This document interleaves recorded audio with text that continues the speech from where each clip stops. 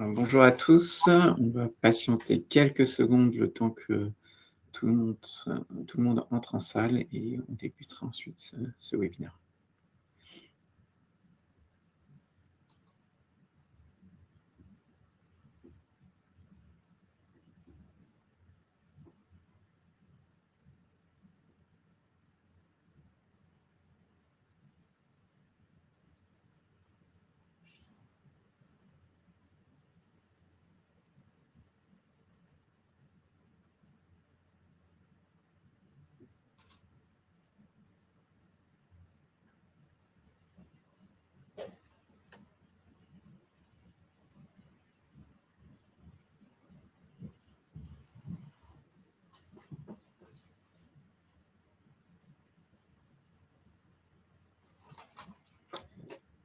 On va commencer, les retardataires nous rejoindront au fur et à mesure. Donc bonjour à tous, nous sommes ravis de vous retrouver pour ce déjà 5e rendez-vous RSE que nous avons le plaisir d'animer depuis la fin d'année dernière.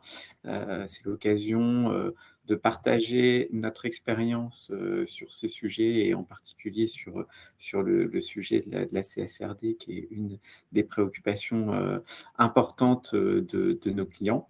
Alors vous êtes toujours aussi nombreux à vous inscrire et à vous connecter, ce qui illustre l'importance de ces sujets RSE pour les entreprises et puis les différentes questions que vous vous posez face à un sujet qui est en mutation. Et c'est d'ailleurs ce que nous constatons au quotidien dans les missions que nos clients nous confient. Afin de rendre le plus interactif possible ce webinaire, n'hésitez pas à poser toutes vos questions dans le chat auxquelles nous répondrons soit au cours ou en fin d'intervention. Et je vais laisser tout d'abord chacun des intervenants se présenter. Muriel, je te laisse la parole. Oui, merci Mathieu. Bonjour à tous. Merci, comme l'a dit Mathieu, d'être aussi nombreux. Moi, je suis Muriel Guilin-Moden. J'interviens en droit immobilier et sur les sujets environnementaux des opérations immobilières et en matière de durabilité RSE maintenant. Bruno, oui, bonjour à tous et à toutes. Grand plaisir également de vous retrouver pour cette nouvelle édition. Donc, Bruno Defins, avocat of counsel chez De Gaulle Florence. Je ne vais pas dire touche à tout, mais c'est un peu ça en droit économique, droit de la concurrence, droit des affaires, entendu dans un sens large. Et bonjour à tous. Du coup, Thibaut Bruno, je suis collaborateur au sein du cabinet de Gaulle Florence et j'interviens principalement sur les thématiques de compliance et également de RSE, donc notamment CSRD et devoir de vigilance. Et quant à moi, donc, je suis Mathieu Dary, je suis avocat associé. Moi, j'interviens essentiellement en droit économique et en compliance, et notamment sur ces sujets CSRD. Et comme Muriel, nous sommes titulaires du certificat auditeur de durabilité.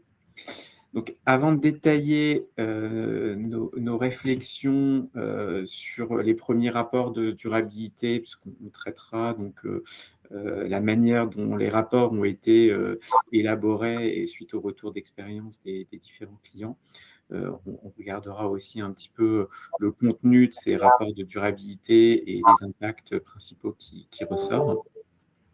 Mais avant de détailler ces points-là, on souhaitait faire un point réglementaire, car comme vous le savez, le champ d'application est actuellement très mouvant, ce qui aura nécessairement des implications sur les futurs rapports de durabilité à publier dans les années prochaines. Donc, pour mémoire, en application du texte initial de la CSRD, on estimait à 50 entreprises en Europe, celles qui seraient touchées par l'obligation de publication, et dont 3800 en France qui auraient été visées par ces obligations. Il y avait plusieurs vagues d'entrée en vigueur de ce texte. La vague 1 qui incluait donc les entreprises cotées dépassant 500 salariés et réalisant un chiffre d'affaires de 50 millions ou un total bilan de 25 millions d'euros. Et donc, ces entreprises, à compter de 2025, étaient tenues de publier leur premier rapport au titre de 2024, et c'est notamment ces rapports obligatoires qu'on étudiera au cours de ce webinaire. Et ensuite, il y avait la vague 2. Donc là, on était sur les entreprises de plus de 250 salariés. Enfin, sur les entreprises qui remplissaient deux des critères suivants: plus de 250 salariés ou 50 millions de chiffre d'affaires et plus de 25 millions de total bilan. Et pour ces entreprises, initialement, elles devaient publier leur rapport à compter du 1er janvier 2026 au titre de l'exercice 2025. Et enfin, la vague 3 qui concernait les PME cotées, avec une publication du rapport de durabilité en 2027 sur l'exercice 2026. Donc, face à l'ampleur de la charge, et puis dans une volonté un peu plus générale et politique de simplification des normes, la Commission européenne a proposé fin février dernier un paquet législatif omnibus qui avait pour objet deux choses: donner plus de temps aux entreprises pour se conformer, d'une part, et d'autre part, simplifier le périmètre et le contenu du reporting. Donc, c'est dans ce cadre-là qu'une première directive dite Stop the Clock a été adoptée le 14 avril dernier, qui décale de 2 ans les obligations de reporting pour les vagues 2 et les vagues 3, sachant que la vague 1 n'est pas affectée par ce report. Parallèlement, le législateur français avait anticipé l'adoption de cette directive, et donc on a la loi dite DDA-DUE qui a été promulguée le 22 avril dernier et qui, de la même manière, acte du report de cette obligation de publication.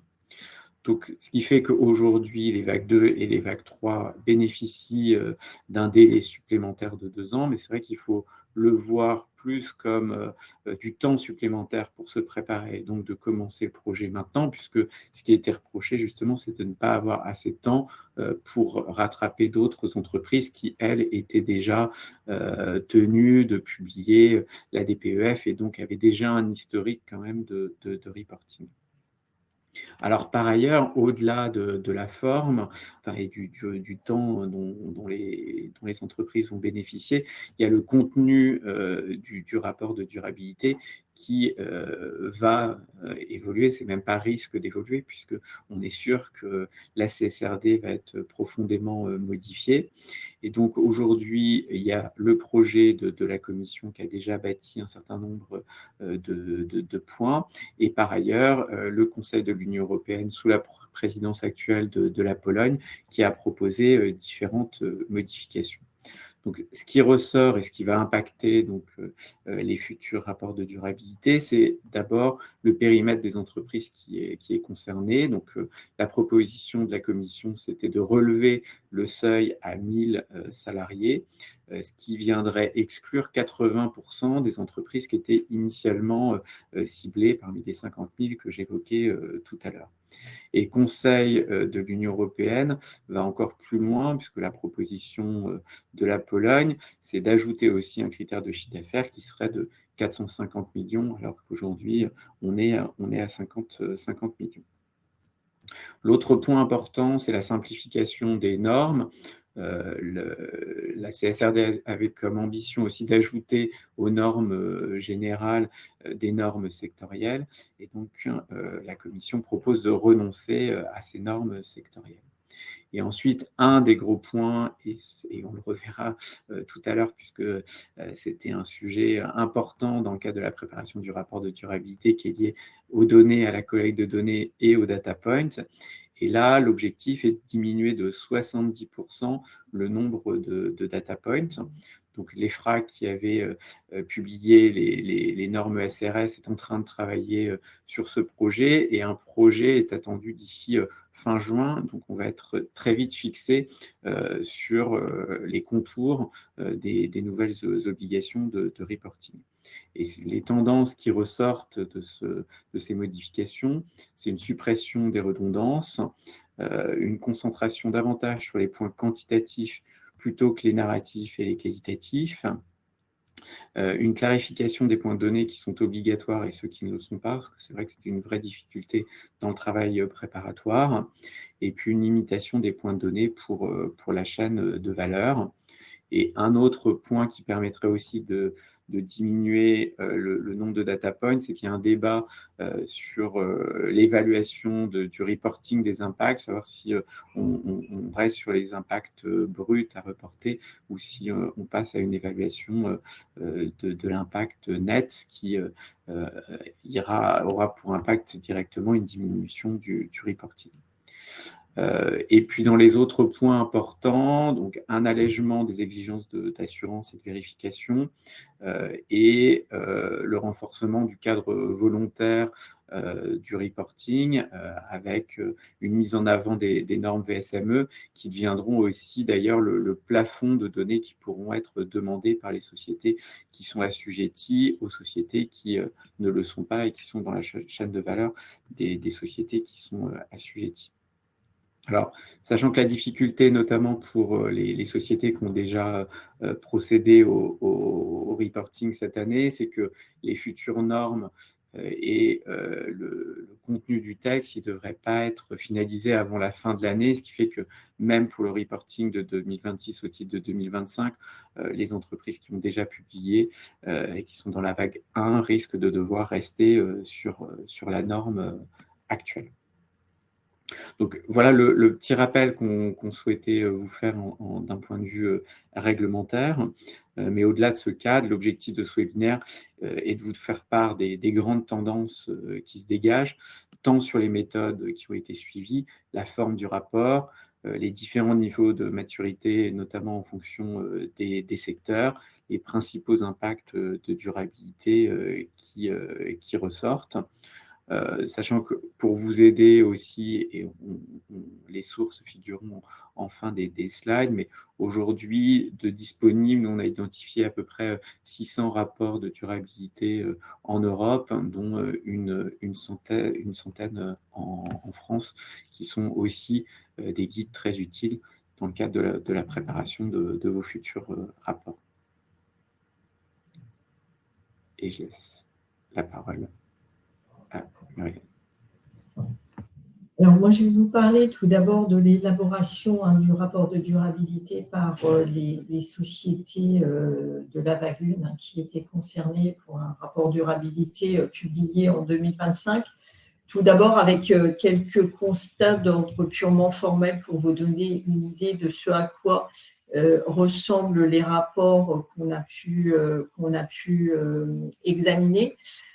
Tout d'abord, de manière générale, le rapport durabilité, alors qui est parfois appelé aussi état de durabilité, il est intégré au document d'enregistrement universel, très majoritairement dans un chapitre qui est consacré à la RSE et à la durabilité et qui regroupe le rapport de durabilité et le plan de vigilance. Alors, une grande majorité des entreprises ont pris le parti de respecter scrupuleusement les quatre grandes parties qui ressortent des normes ESRS, à savoir les informations générales, l'environnement, le social et la gouvernance, dans un souci évidemment de lecture, mais également dans un grand souci pour eux d'établissement du rapport de durabilité en tant que tel. Et une dernière information qui peut avoir son importance, on a des rapports de durabilité qui globalement comptent entre 100 et 200 pages. Il y en a qui sont un peu plus courts, il y en a qui sont beaucoup plus longs. Mais si on doit faire une moyenne, c'est à peu près ce qu'on a relevé. Alors, il faut savoir que la première vague d'application, pour rappel, elle concerne les grandes entreprises, donc avec des moyens consacrés au sujet concerné qui étaient dans le pipe depuis plusieurs années, avec des budgets assez significatifs pour les questions de durabilité, des entreprises qui étaient assujetties à la DPEF depuis 6 ans. Et donc, un scope d'entreprises qui bénéficiaient d'une maturité certaine en la matière. Donc, on a quand même, ce qu'on constate, c'est que de manière assez générale, on a des rapports qui sont très détaillés, très précis. Alors après, on ressent une appropriation inégale de la CSRD de par la lecture de ces rapports, mais globalement, on a quelque chose d'assez complet. Après, on sait, soit de par les benchmarks qui ont pu être faits, soit de par les entreprises avec lesquelles on a pu échanger, que la mise en œuvre de la CSRD, elle a représenté pour bon nombre d'entre elles, malgré le fait qu'il s'agisse de grandes entreprises, un véritable défi. Et on a fait le choix dans cette partie de notre webinaire de faire un focus sur les principales difficultés et les principaux défis justement qui ont été ceux rencontrés par les entreprises dans l'établissement de ce rapport. Alors, globalement, il y a un défi, une difficulté qui ressort systématiquement, c'est la collecte des données. La collecte des données à 2 stades, notamment dans la chaîne de valeur, mais également, et on le verra un petit peu plus tard, en interne même. Alors, dans la chaîne de valeur, c'est assez compréhensible et c'était assez anticipé, puisque une des difficultés majeures de la CSRD, justement, c'est la délimitation de la chaîne de valeur avec l'identification de l'intégralité des fournisseurs.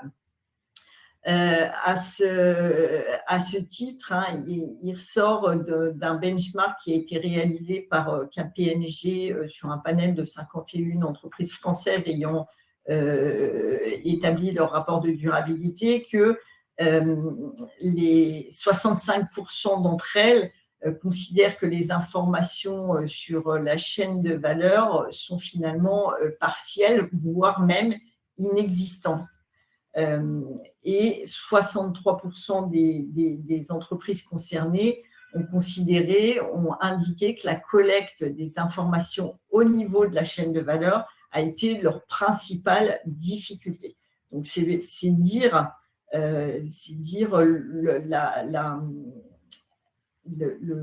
les obstacles qui ont été rencontrés pour collecter les informations, l'intégralité des données dans le cadre de cette chaîne de valeur. Alors, pour des raisons assez évidentes, hein, parfois d'absence de procédure de reporting ou d'outils pour le faire chez certains des fournisseurs ou certains des partenaires. Évidemment, quand vous avez un fournisseur de métaux ou de matières premières qui est dans un pays exotique et sans d'outils véritablement de reporting ou de gestion de ses stocks, etc. C'est assez difficile dans ces conditions de lui demander de vous faire remonter l'intégralité des informations qui sont sollicitées aujourd'hui par les normes SRS. Au-delà de ça, hein, sans aller jusque-là, il y a aussi, il a été constaté une hétérogénéité des procédures et des données, des modes de remontée des données, et donc un résultat qui est pour le moins hétérogène. Et après, on a en interne même des difficultés dans la collecte des informations, alors particulièrement dans les groupes internationaux où on rencontre une organisation qui est complètement décentralisée et donc une difficulté à faire remonter l'intégralité des informations en un seul point. Après, on entend beaucoup qu'il y a eu un problème, des problèmes en tout cas au niveau des équipes même qui étaient concernées, puisqu'il y a eu différentes phases. Il y a eu l'acceptation de cette norme CSRD avec l'intégralité du surcroît de travail que ça représentait. Après, il y a eu de comprendre le texte et les exigences du texte, la définition du périmètre notamment, et puis après, comment mettre en œuvre ces normes extrêmement complexes et puis qui ont demandé une implication, une disponibilité des équipes extrêmement importante. Et peut-être un dernier facteur qui a été qui a généré ces difficultés dans la collecte des informations, c'est soit un manque, en tout cas dans un premier temps, d'implication de la gouvernance, puisque vraiment le souffle de cette CSRD elle doit venir vraiment de la tête. On l'avait dit à plusieurs reprises dans nos précédents rendez-vous d'RSE. Et puis, peut-être une évolution dans la politique, dans l'orientation qui a été donnée par la gouvernance pour le traitement de cette CSRD. Les conséquences de ça a été évidemment un reporting qui parfois est peu abouti ou inadapté sur certains sujets et une qualité du reporting un peu moindre parce que manque de précision ou estimation sur certains sujets quand les informations manquaient.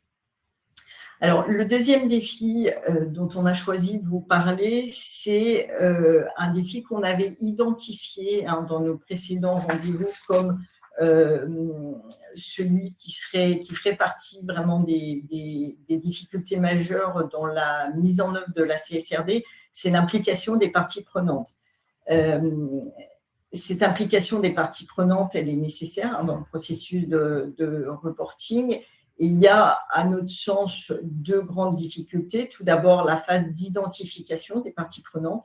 Il n'est pas forcément évident pour une société d'identifier ces parties prenantes. Alors, les parties prenantes qui vont varier en fonction du secteur d'activité, en fonction de si il s'agit d'un groupe international ou non, et puis évidemment de la taille de l'entreprise et de l'implantation géographique. La deuxième phase, c'est la phase de dialogue avec les parties prenantes, puisque dans le cadre du reporting, il est nécessaire de recueillir leurs avis, mais également de comprendre leurs attentes pour pouvoir en rendre compte justement dans le rapport de durabilité. Et une des questions, ça a été évidemment comment on fait pour prendre contact avec les parties prenantes, pour recueillir les avis, quelle manière on adopte pour ce faire. Alors, je pense qu'il faut distinguer peut-être les parties prenantes internes, à savoir les salariés, les comités d'entreprise, etc.,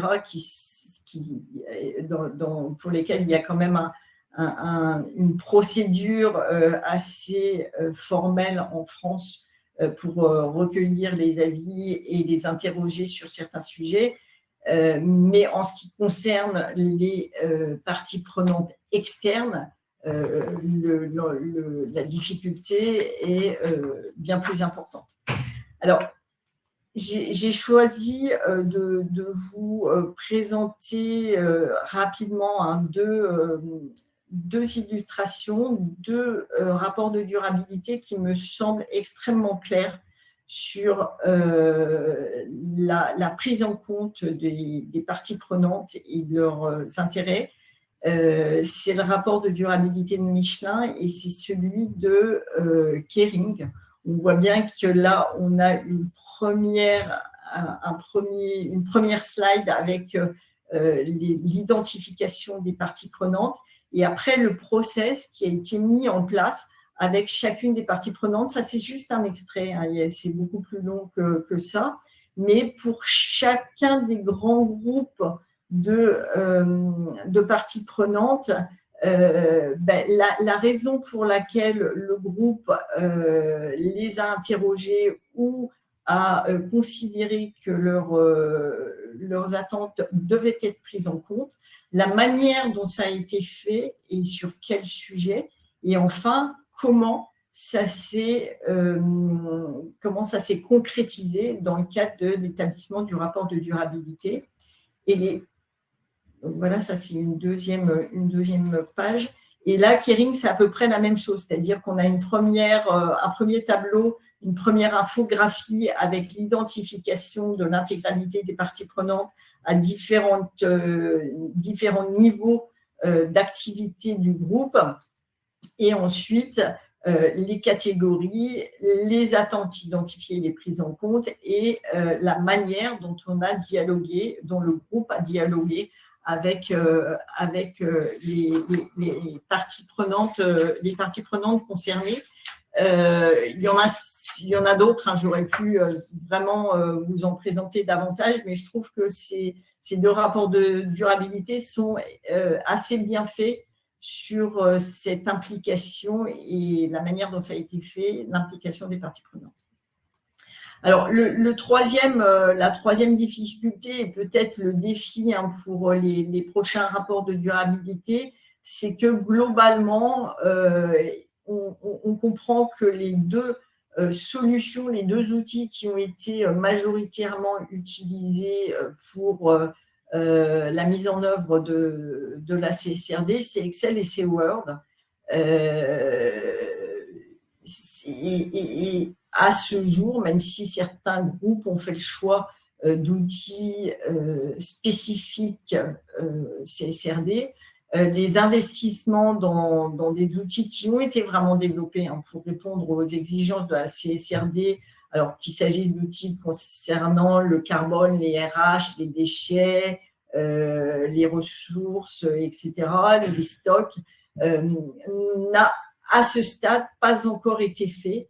Et je pense que ce sera peut-être l'enjeu pour les prochaines années, c'est d'utiliser des outils qui sont vraiment spécifiques, qui ont été pensés dans le cadre CSRD pour sécuriser et finalement affiner de manière assez significative le contenu des rapports de durabilité dont va maintenant vous parler Thibaut.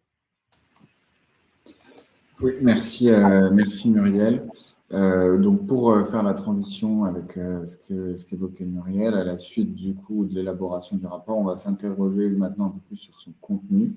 Et dans l'analyse du contenu en fait du rapport de durabilité, on va se concentrer notamment sur l'analyse de double matérialité, parce que l'analyse de double matérialité, c'est vraiment le cœur du rapport. Donc si on fait un petit rappel sur cette analyse en deux mots, cette analyse de double matérialité, elle va consister en d'une part une analyse de la matérialité d'impact, c'est-à-dire évaluer les impacts positifs et négatifs de l'entreprise sur son environnement, et d'autre part la matérialité financière qui vise à évaluer les risques et opportunités, cette fois-ci financières, qui sont représentés par l'environnement pour l'entreprise.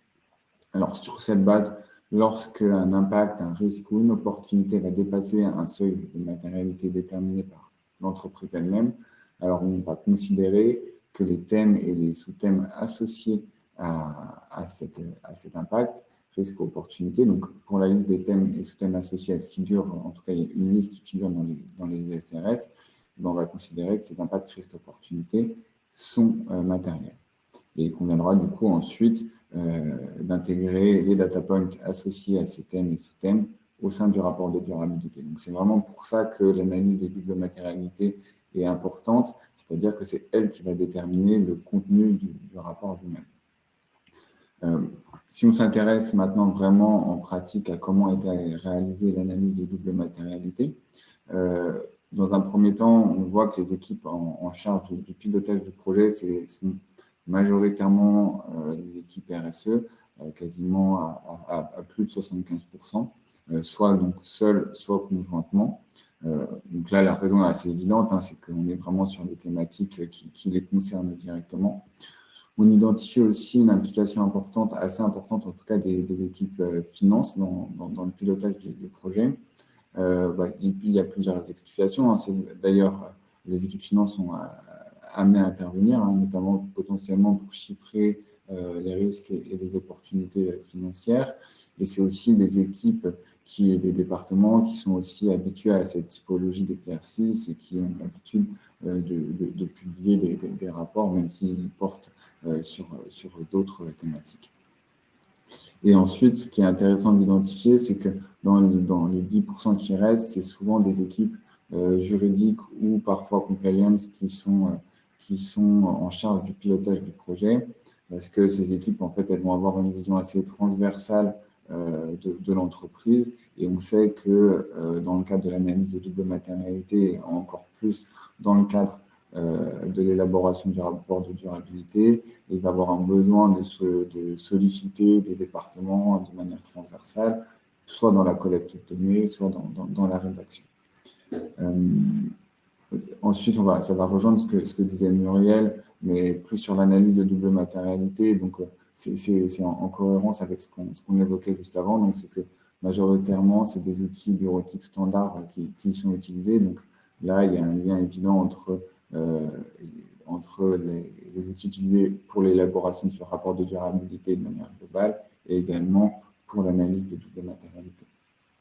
Un point qui est intéressant à noter, c'est que, bien sûr, dans le cadre de la publication de l'analyse de double matérialité, les entreprises vont publier la méthode de cette analyse de double matérialité, mais il y a certaines entreprises qui vont aller plus loin en termes de transparence et qui vont publier la méthodologie de scoring, donc la méthodologie qui a été utilisée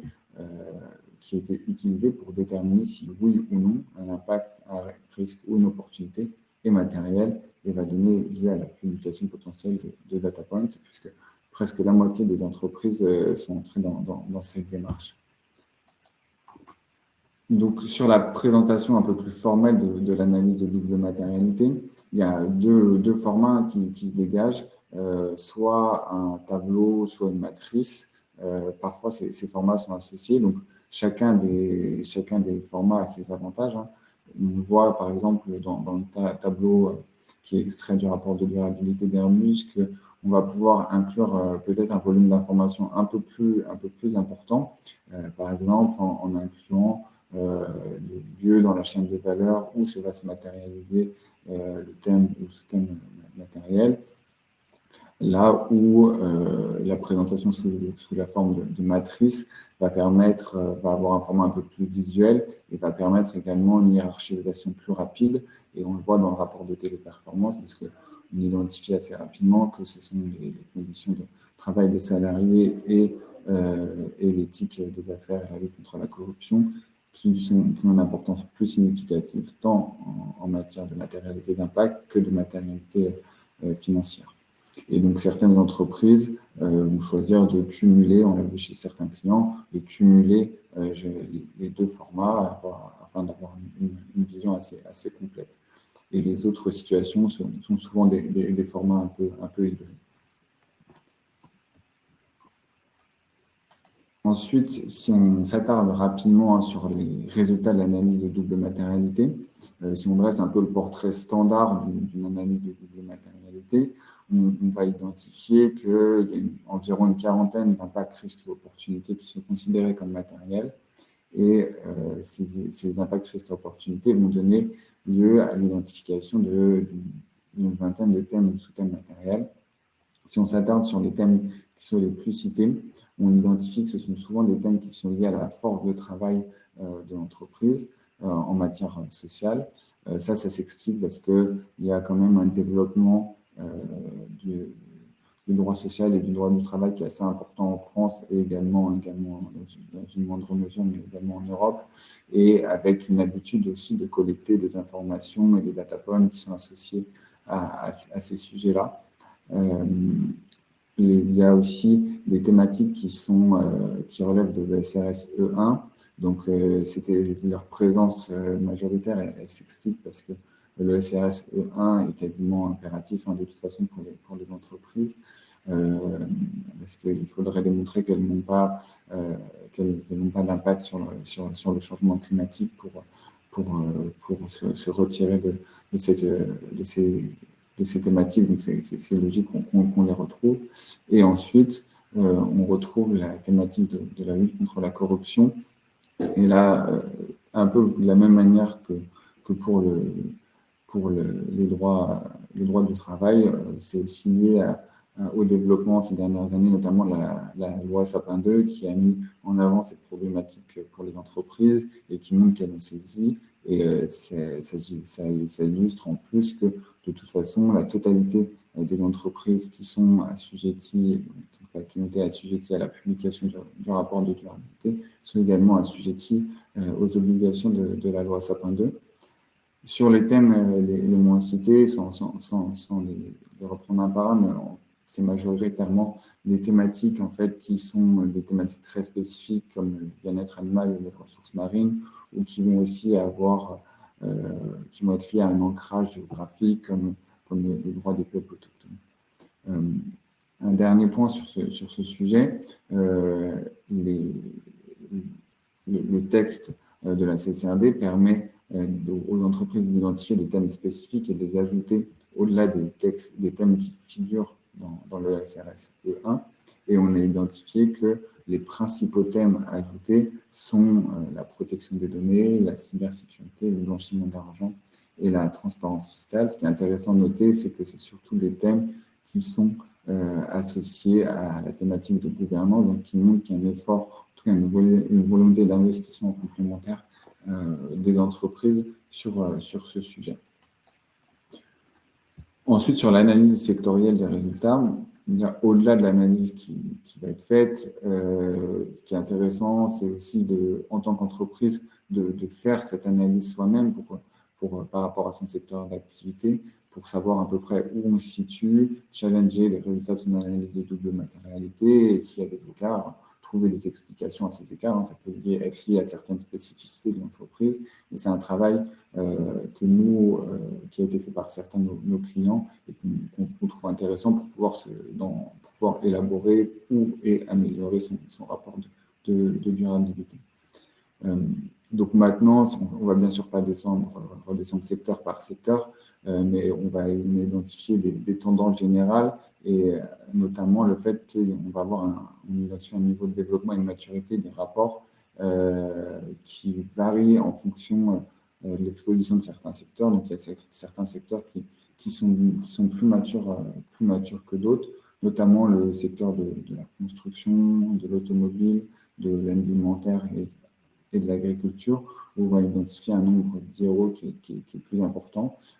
Par exemple, plus d'une centaine en moyenne pour le secteur de la construction. Donc ça s'explique par le fait que le secteur de la construction a un besoin de s'approvisionner en matières premières. Il y a aussi les constructions qui vont affecter potentiellement des communautés locales, là où certains secteurs, comme les secteurs financiers, n'ont pas forcément ces besoins-là, ou en tout cas de manière plus indirecte, et donc identifient un nombre plus limité d'impacts, risques et opportunités, en tout cas qui sont matériels.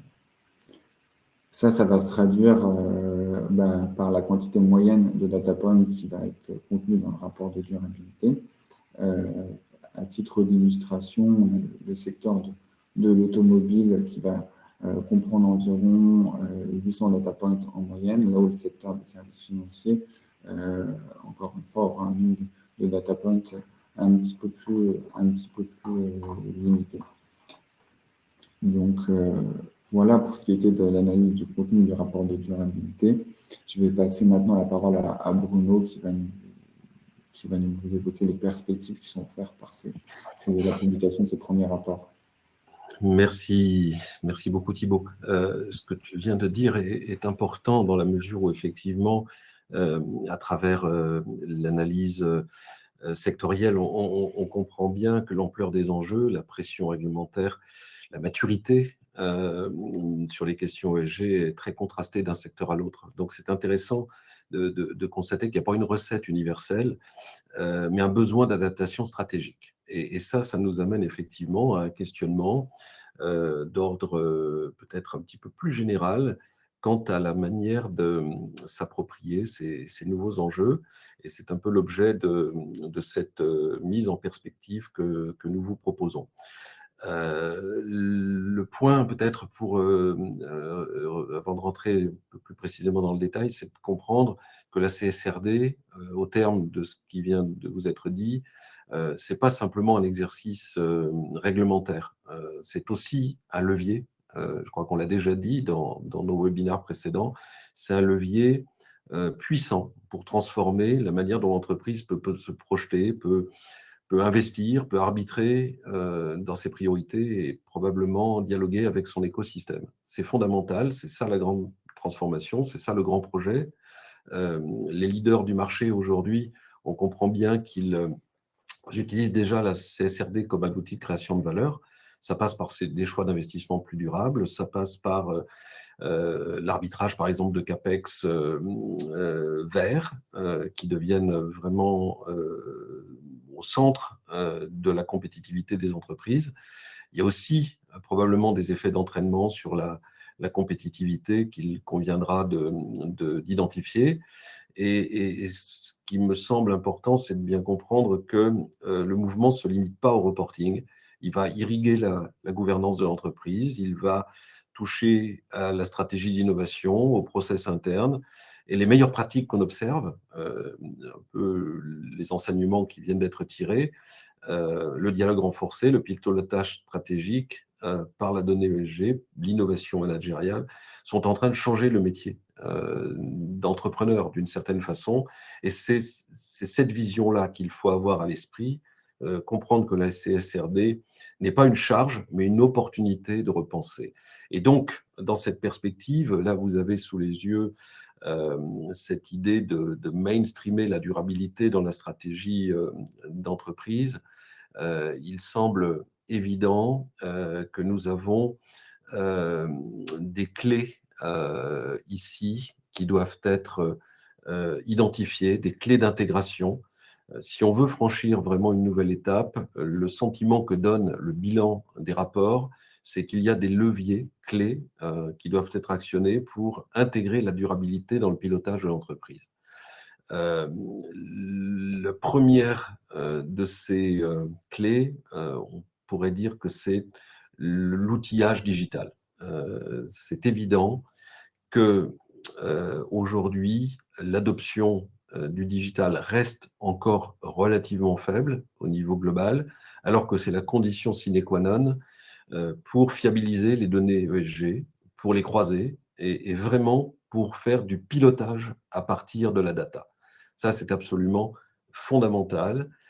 C'est le premier point sur lequel il convient d'insister dans le cadre des perspectives fortes que l'on peut identifier. Ensuite, je dirais qu'il y a l'intégration des IRO dont on parlait précédemment, impact, risque, opportunité, non pas de façon marginale, mais en les mettant vraiment au cœur de la stratégie, au cœur des arbitrages, notamment des arbitrages financiers. C'est ça qui permettra certainement d'allouer les ressources là où la valeur durable est capable de se construire demain. Le troisième point, c'est la pédagogie. Ça nous semble effectivement être un point décisif pour l'avenir, immédiat. Il y a trop de rapports qui restent techniques. C'est noté par un certain nombre d'organismes. Je ne dirais pas forcément indigeste, mais c'est quand même parfois lourd à absorber. Alors que l'enjeu, c'est d'expliquer, c'est de donner du sens. Et de ce point de vue, les parties glossaires, executive summary, les infographies, tous ces éléments doivent permettre de rendre la stratégie plus lisible. La lisibilité est un point essentiel et c'est vrai, bien évidemment, du point de vue interne, du point de vue de l'entreprise, mais c'est vrai aussi du point de vue de ses partenaires externes. Il faut penser aux partenaires externes et à la nécessité qui est la leur d'avoir cette lisibilité du travail de reporting qui va permettre de faire ce pilotage. Et enfin, le dernier point qui nous semble important de souligner dans une logique de perspective à court, moyen terme, c'est le lien avec la finance durable.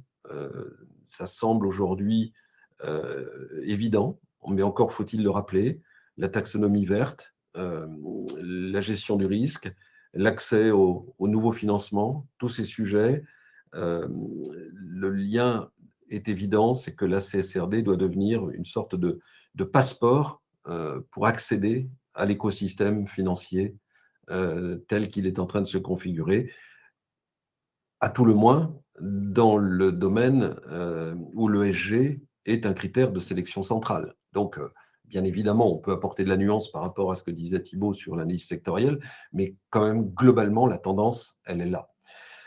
Donc, en résumé, je dirais que par rapport à cette problématique du reporting au pilotage, il ne s'agit vraiment pas de faire simplement un rapport, il s'agit d'outiller la gouvernance et de piloter le business autrement, de façon beaucoup plus stratégique. C'est vraiment un message important qu'il convient de délivrer. Le pilotage, justement, pour être peut-être un tout petit peu plus poussé, prendre encore un peu plus de hauteur, je dirais, par rapport à ce sujet, c'est vraiment ici que la CSRD devient un véritable instrument de pilotage économique.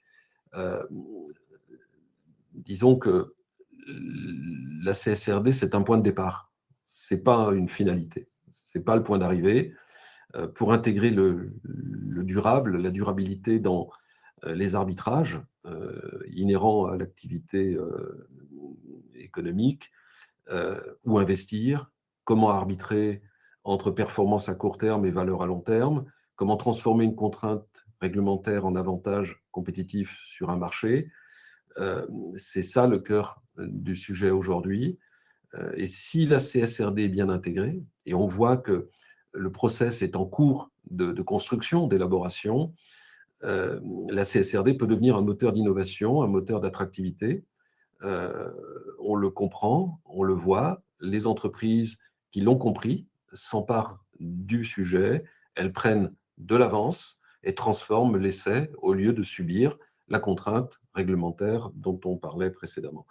Et insistons vraiment sur le fait que tout ceci ouvre la voie au reporting volontaire, notamment pour les entreprises qui ne sont pas encore soumises à la CSRD. Parce qu'il faut bien comprendre qu'on parle ici, on disait, on identifie 600 rapports à travers l'Europe, dont une centaine en France, mais bien évidemment, c'est une tendance lourde qui se cache derrière cette partie visible de l'iceberg. On a vraiment une prise de conscience qu'il s'agit de s'inscrire dans une démarche proactive, d'en faire un atout en termes de réputation, en termes de stratégie sur le marché, d'anticiper la montée en puissance de tous ces standards. Et c'est ainsi que la CSRD peut prendre tout son sens comme un moteur de transformation, je vous le disais, et non comme un simple exercice réglementaire. Je crois que Thibaut voulait rajouter quelques mots précisément sur le reporting réglementaire. Je le laisse intervenir sur ce point. Oui, merci Bruno. Oui, bon, pour compléter ce que tu évoquais et ce qu'évoquait aussi Mathieu en préambule, c'est vrai que le reporting volontaire pour les entreprises qui ne sont pas encore assujetties, en tout cas, c'est quelque chose qui est mis en avant à la fois par la Commission européenne, mais également à la fois par la pratique. Donc la Commission européenne, elle a indiqué qu'elle devrait d'ailleurs publier prochainement des recommandations pour élaborer un reporting RSE volontaire en s'appuyant notamment sur la norme VSME. Donc la norme VSME, c'est une norme de reporting volontaire en matière RSE qui s'applique aux entreprises, aux petites et aux moyennes entreprises. Donc, ce qui est intéressant d'identifier, c'est que ce reporting volontaire, il va permettre une montée en puissance et notamment, ça peut être intéressant et certains clients, on accompagne notamment certains clients qui ont sélectionné cette option dans l'attente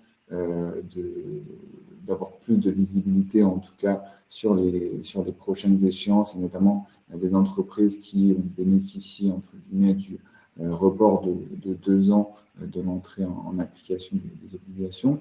Donc, ça va permettre aux entreprises de monter en puissance et pas de partir de zéro le jour où elles seront assujetties. Et ça donne aussi une certaine flexibilité parce que la norme VSME, elle permet aux entreprises de ne pas forcément publier la totalité des data points si elles estiment qu'ils ne sont pas pertinents. Il suffira simplement de le justifier et il y a tout un pan de data point qui n'est pas obligatoire. Et la charge de travail est un peu moindre puisqu'il n'y a pas d'analyse de double matérialité qu'on évoquait tout à l'heure à réaliser dans le cadre de la norme VSME. Et donc, ces travaux, ils sont intéressants pour les entreprises qui seront potentiellement assujettis dans le futur ou qui ne seront peut-être jamais assujettis, mais également pour valoriser en fait leur démarche RSE, la structurer notamment, et montrer sous le meilleur angle possible, en tout cas les efforts qui sont faits en ce sens. Et ça va également, et on l'a identifié aussi chez des clients, un moyen de levier commercial, c'est-à-dire que pour expliquer sa démarche RSE auprès de ses propres clients, la norme, le rapport format VSME constitue un atout, et ça s'illustre aussi avec le développement des différents questionnaires RSE qui sont transmis par les clients, notamment par des clients à leurs propres fournisseurs. Ça va faciliter cette démarche. Alors. Et donc voilà pour la norme VSME et pour cette présentation. On va maintenant commencer à répondre à vos questions. Et juste avant, voici les différentes sources en fait, qu'on a utilisées et sur lesquelles on s'est appuyé pour élaborer cette présentation, et notamment dont sont issues certaines données chiffrées qu'on a utilisées. Je vois, puisque pendant que j'intervenais, Isabelle posait une question sur comment expliquer que les entreprises lèvent le crayon. C'est un constat effectivement très, très pertinent. Je rebondis tout de suite très brièvement en disant que le sens de notre propos, c'est de dire qu'il faut passer d'un reporting subi à un reporting choisi. Je pense qu'on est tous d'accord. C'est ça la finalité. Maintenant, il est tout à fait juste de dire que nous sommes dans un contexte où beaucoup d'entreprises sont effectivement dans une forme d'attentisme. Donc, je ne dirais pas forcément qu'elles lèvent le crayon, mais il y a une forme de fatigue réglementaire qui impacte tout le monde. Il faut mobiliser des moyens. Et puis, l'attentisme est lié à l'incertitude réglementaire dont parlait Mathieu au début de son exposé. Donc, tout ceci contribue à donner l'impression que, effectivement, certains lèvent le pied ou lèvent le crayon, mais la réalité, c'est que les tendances aujourd'hui, c'est quand même vraiment d'intégrer ces nouvelles perspectives dans la stratégie d'entreprise pour aller vers une stratégie choisie. Et soyons clairs, nous avons des clients qui sont vraiment dans cette dynamique de trouver, en voulant faire de la CSRD, des enjeux de la CSRD, un outil stratégique. Ça, c'est la réalité. Donc, il y a peut-être effectivement un effet de court terme contextuel, mais la réalité sur du moyen-long terme, c'est quand même bien que cette tendance-là, elle est forte et le sens de l'histoire, il est à ce niveau-là dans le monde de l'entreprise. Et peut-être pour enfoncer le clou sur cette remarque d'Isabelle, effectivement, il y a des entreprises qui lèvent le crayon, il y a aussi des entreprises qui ont fait le choix de continuer alors qu'il y a un report de l'application de la CSRD, qui ont fait le choix de continuer le travail qui avait été réalisé jusqu'alors. Et parmi celles qui ont choisi de lever le crayon, pour reprendre votre formule, il faut aussi, au-delà du fait qu'à ce jour, certains se disent on ne sait pas réellement quelles vont être les règles applicables, donc on attend de voir et d'être sûr. Et puis, il y a des entreprises aussi, et notamment des entreprises peut-être parmi les plus petites qui étaient concernées, qui étaient assujetties à la CSRD, pour lesquelles ça représente des coûts et des investissements particulièrement structurants, malgré un modèle d'affaires plus pérenne à long terme, on fait le choix de reporter ou en tout cas oui, à minima de reporter, voire d'abandonner. Oui, sachant que tous ceux qui l'ont fait ont été contents de le faire, notamment sur l'analyse de double matérialité, parce que ça permettait d'avoir une cartographie et d'identifier les priorités stratégiques et de toute façon nécessaires aussi. Si on pense à l'aspect social, il y a aujourd'hui un enjeu de fidélisation des employés pour beaucoup d'entreprises et ça passe par le S du social, mais aussi par les sujets environnementaux et gouvernance, parce qu'aujourd'hui, pour avoir une marque employeur forte, c'est important. Et c'est vrai qu'en faisant la cartographie, on arrive à identifier un certain nombre de priorités, soit pour ses salariés, soit pour ses clients, soit pour ses partenaires commerciaux. Alors c'est vrai que c'est une politique de petits pas aussi, hein, et c'est progressif, notamment pour des entreprises qui n'avaient pas encore fait ce travail.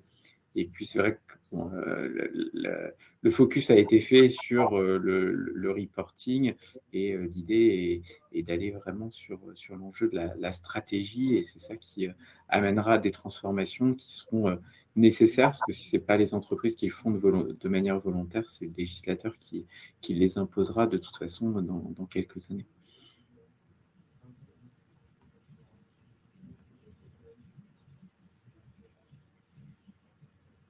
Voilà, il nous reste à vous remercier de votre participation à ce webinaire. On poursuivra ces rendez-vous de la RSE et donc vraisemblablement pas avant l'été, mais certainement à la rentrée. On vous retrouvera pour un nouveau webinaire sur le sujet. Merci à tous. Bonne fin de journée. Merci, au revoir. Merci, au revoir.